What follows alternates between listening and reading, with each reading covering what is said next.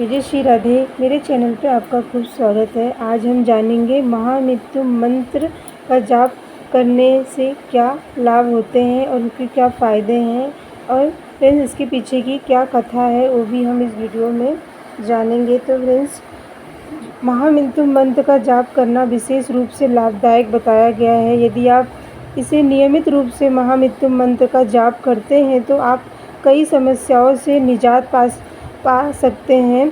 और महामृत्यु मंत्र अकाल मृत्यु के भय को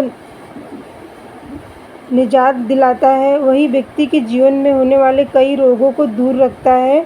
और इस मंत्र का जाप करने से बड़ा रोग भी ठीक होने की मान्यता बताई गई है। महामृत्यु मंत्र भगवान शिव के नियमित है। जो व्यक्ति महामृत्यु मंत्र का जाप नियमित रूप से करता है उस पर भगवान भोलेनाथ की विशेष कृपा बनी रहती है।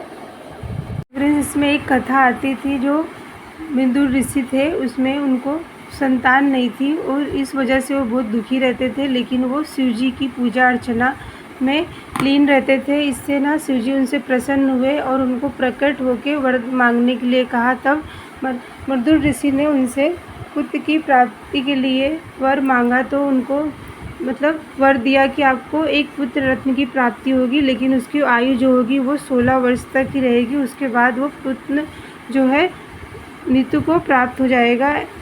तो कुछ दिनों बाद फ्रेंड्स, जो विदुर ऋषि की धर्म पत्नी है वो गर्भवती हुई और कुछ दिनों बाद उन्होंने एक पुत्र को जन्म दिया और उनका नाम मार्कंडेय रखा गया।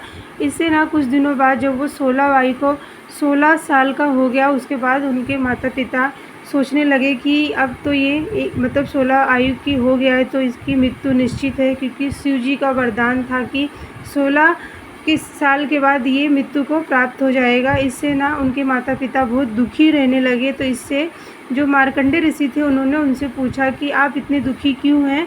तब उनके माता पिता ने सारा हाल बताया। तब मार्कंडेय ऋषि ने कहा कि कोई बात नहीं, शिव जी की मैं भी आराधना करूँगा, उपासना, उनके मंत्र जाप करूँगा, इससे उनकी कृपा ज़रूर से होगी। और फ्रेंड्स, वो गंगा घाट के पास चले गए और वहाँ पे उन्होंने एक रेत का शिवलिंग बना लिया और वहीं पे बैठ के महामृत्यु मंत्र का जाप करने लगे। ओम त्र्यंबकम यजामहे सुगंधि पुष्टिवर्धनम रुक्वामि वंदना मृत्यु मोक्षी मामृता। इस तरह से मंत्र का जाप करते हुए ज़ोर ज़ोर से वो ध्वनि जो है करने लगे। और उसके थोड़ी देर बाद जब वो बालक 16 वर्ष का हो गया, तभी यमराज के दूत आ गए उनको लेने के लिए।